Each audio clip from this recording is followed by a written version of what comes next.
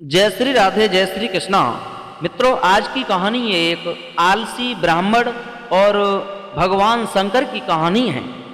आप इस कहानी को ध्यान लगा कर के सुनेंगे, वीडियो को पूरा अंत तक देखेंगे तो आशा नहीं बल्कि पूर्ण विश्वास है, कभी भी आप जीवन में हार नहीं मानोगे, आलस का त्याग कर दोगे, कभी आलस नहीं करोगे। क्योंकि आलस ही इंसान को एक नरक में डाल देता है, यानी गरीब बना देता है। इसलिए हमें आलस नहीं करना चाहिए और हमें कभी किसी के पराये आश्रय पर नहीं रहना चाहिए। जो भी कार्य है उसको स्वयं करने की कोशिश करनी चाहिए, लेकिन हमें कभी भी दूसरों के ऊपर कार्य को नहीं सौंपना चाहिए। जो लोग आलस करते हैं वो आगे नहीं बढ़ पाते हैं। इसलिए इस कहानी को शुरू करने से पहले आपसे निवेदन करूंगा, आप इस चैनल पर पहली बार आए हैं तो इस चैनल को सब्सक्राइब अवश्य करें, लाइक शेयर कमेंट करना न भूलें। आइए जानते हैं। प्राचीन समय की बात है, एक नगर में एक ब्राह्मण रहा करता था। उसके घर में पत्नी थी, लेकिन वो ब्राह्मण जो था बहुत बड़ा आलसी था। वो कोई भी कार्य करने की पत्नी कहती तो वो टाल दिया करता था, आज नहीं कल कर लूंगा, और सो जाता था, बैठा रहता था, लेकिन वो कार्य नहीं करता था। पत्नी बहुत तंग आ चुकी थी। पत्नी बार बार कहती थी, घर में खाने के लिए कुछ बचेगा नहीं, इस तरह से तुम आलस करोगे, कुछ दो पैसा कमा के नहीं लाओगे, खेती चौपट पड़ी है, खेती में समय से पानी नहीं लगाओगे तो बताओ कैसे अन्न उगेगा और कैसे हम सब की जीविका चलेगी। पहले चले जाओ, खेत में पानी लगा के आओ। तो वो मना कर देता है, चला जाऊंगा, लगा दूंगा पानी। लेकिन वो बार बार कहती थी, वो चिढ़ जाया करता था, लेकिन उठ के बैठ गया। एक दिन उस ब्राह्मण से उस पत्नी ने कहा, पिया इतना आलस आप मत करो, चले जाओ उठ करके। देखो सुबह सुबह कितनी जल्दी लोग जग जाया करते हैं, अपने अपने कार्यों को करते हैं, लेकिन आप इस चारपाई पे ही लेटे रहते हो।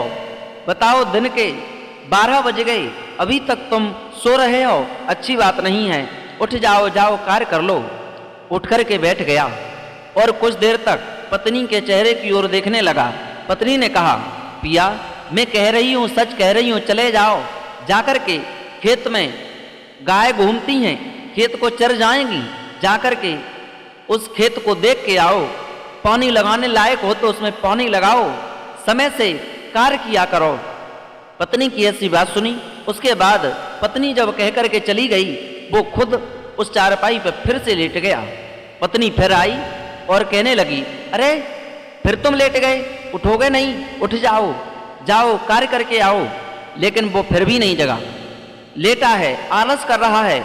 पत्नी इसी बात पर पत्नी से बात बात पे घर में कलह हो जाया करती थी, लड़ाई झगड़ा हो जाया करता था। एक दिन उस पत्नी ने उस आलसी ब्राह्मण से कहा, तुम जग जाओ, लेकिन वो जगा नहीं तो पानी की बाल्टी भर करके उसके ऊपर डाल दी। एकदम से वो आलसी ब्राह्मण उठा और उठ करके अपनी पत्नी के लिए नाना भांति से गालियां देने लगा। कलह हो गई, लड़ाई झगड़ा। इसी तरह से एक बार नहीं कई बार घर में कलह। इस तरह से जब वो आलस करता है, उधर भोले बाबा मैया पार्वती कैलाश पर्वत पर बैठे हुए थे। भोले बाबा से मैया पार्वती बोली, हे स्वामी, ये इस तरह से आलसी है ब्राह्मण, आप इसे समझाते क्यों नहीं हो? ये सब आपके भक्त हैं, इन्हें आप क्यों नहीं समझाते हो? ये इतना आलस क्यों करता है?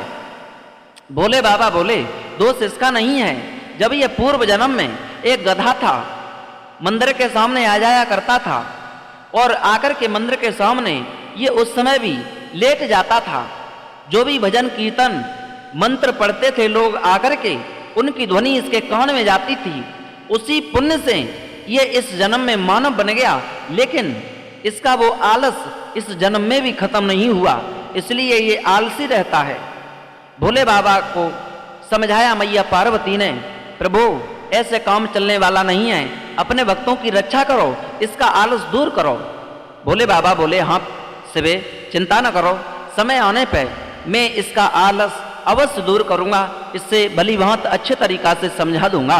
एक दिन का जिक्र, पत्नी ने फिर चिढ़ाया, कहा तुम ऐसे ही लेटे रहोगे, अरे घर में आटा खत्म हो गया, जाकर के आटा ले आओ।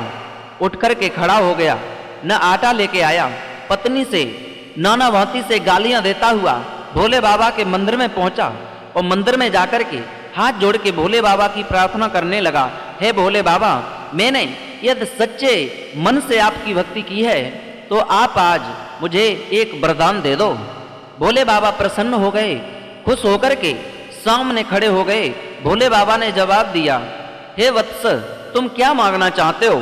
बोले, मैं मांगना क्या चाहता हूँ, मैं ये मांगना चाहता हूँ कोई भी कार्य में करूँ मुझसे किया नहीं जाता है, मुझे आलस है, लेकिन कुछ ऐसा कर दो जिससे मैं कहूँ और वो कार्य हो जाए, कहने से हो जाए, मुझे करना ना पड़े।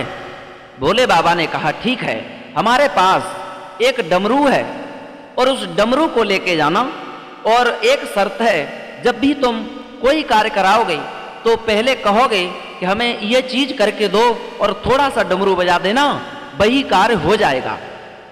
ये तुमने बीच में कार्य होने से पहले यदि उससे रोका तो एक शर्त है कि ये डमरू फिर मेरे पास आ जाएगा, तुम्हारे पास नहीं रहेगा। हुआ ये, भोले बाबा से वो डमरू को लेकर के आया और अब तो सबसे पहले अपनी पत्नी के पास में पहुंचा और पत्नी से जवाब दिया, अब बताइए क्या कार्य कराना है? पत्नी ने जवाब दिया, पिया, काम क्या कराना है, घर में आप खाली बैठे रहते हो, कुछ कार्य ही कर लो। बोले, ठीक है, रोजाना तुम हमें चाय बना के देती थी, लेकिन आज हम तुम्हें चाय बना के पिलवाएंगे। पत्नी सोचने लगी, इतने आलसी थे ये, लेकिन ये कार्य ये कैसे कर पाएंगे? लेकिन उस डमरू को हाथ में लेके रसोई में पहुंचा वो आलसी ब्राह्मण और जाकर के डमरू को बजाने लगा और जवाब दिया, ज्यादा नहीं 2 कप चाय बन जाए। और जैसे ही डमरू को बजाया, थोड़ी ही देर में 2 कप चाय बन गई। उसे लेकर के पत्नी के सामने आया, पत्नी ने भी पी, खुद भी पी। उसके बाद कोई भी कार्य होता है वो स्वयं नहीं करता, बल्कि पहले कह देता है और डमरू बजा करके करा लेता है। अब तो पहले से भी और ज्यादा आलसी हो गया। मित्रों, एक दिन कुआं पे पहुंचा, डमरू को बजा दिया, 1 बाल्टी पानी आ गया। इस तरह से एक बार नहीं, कई बार उसने कई कामों को किया, डमरू बजा देता था और वो कार्य हो जाता था। मित्रों, अब तो उसका आलस दिन प्रतिदिन घट नहीं रहा, बढ़ता चला गया। एक दिन खाना खाने के लिए बैठा, सोचने लगा, यदि मैं खाना खाऊं और ये हाथों से न खाना पड़े तो कितना अच्छा रहेगा, ये अपने आप मेरे मुंह में आने लगे। सोचने लगा, चलो देखता हूं, और एकदम से डमरू को बजाया और जैसे ही डमरू को बजाया और कहा, ये खाना मेरे मुंह में आने लगे। भोले बाबा की ऐसी करामत थी उस डमरू के अंदर कि जो भी वो कहता था वो होने लग जाया करता था। डमरू को बजा दिया, आज नाना भांति से अच्छे अच्छे भोजन उसके मुंह के अंदर आने लगे। जब उसका पेट भर गया फिर भी वो भोजन आना बंद नहीं हुए, और जब भोजन आना बंद नहीं हुआ, अब वो डर गया, घबरा गया, कहने लगा, अरे मैं इसे बंद करूं, और बंद करने के लिए सोच रहा है। तब तक भोले बाबा की बात ध्यान में आ गई।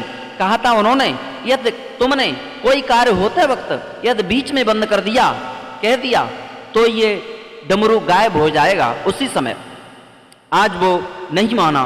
तब तक हुआ क्या, एकदम से जो डमरू था, डमरू बंद किया और खाना जो खा रहा था उस खाने को बंद करने के लिए कहा कि बस रहने दो, अब नहीं खाना है। उधर तो वो खाना बंद हुआ और उधर वो डमरू गायब हो गया। तब तक पत्नी पास में आ गई। पत्नी जैसे ही पास में आई, जवाब दिया, क्यों चिल्ला रहे हो, क्या हुआ? जवाब दिया, हुआ ये, मेरे पास में जो जादुई डमरू था वो डमरू मेरे हाथों से गायब हो गया। क्यों? मैंने ये सोचा था कि ये खाना मुझे न खाना पड़े, अपने आप मेरे मुंह में चला जाए, तो मैंने कह दिया। लेकिन भोले बाबा ने मुझसे पहले ही कह दिया था, यदि वो बीच में कार्य को बंद करोगे तो वो कार्य ही बंद हो जाएगा, उसके साथ साथ ये डमरू भी सदा सदा के लिए चला जाएगा। तो इसलिए जो डमरू था वो मेरे हाथों से निकल गया। अब मैं क्या करूं? अब क्या करना पड़ेगा मुझे? खाना मुझे अपने हाथों से खाना पड़ेगा, कार्य भी मुझे अपने आप करना पड़ेगा। भोले बाबा का ध्यान आया, हो न हो भोले बाबा ने मुझे सबक सिखाने के लिए और ये सारी लीला रची थी। आज उसी दिन से उस आलसी ब्राह्मण ने अपना आलस त्याग दिया और नाना भांति से अच्छे अच्छे कार्यों को करके वो धनी हो गया। जो भी कार्य करता है वो समय से ही उठ जाया करता था।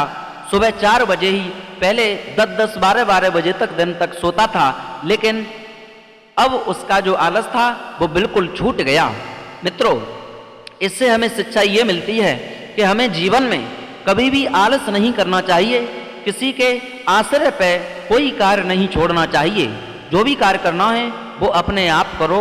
आलस करने से कुछ होने वाला नहीं है। यदि आगे बढ़ना है तो आलस को त्यागना होगा। मित्रों, अब लेते हैं विदा। फिर मिलेंगे नए इंटरेस्टिंग टॉपिक के साथ, मोटिवेट करने वाली कहानी के साथ। तब तक के लिए सभी भक्तों को जय श्री राधे, जय श्री कृष्णा, जय हिंद।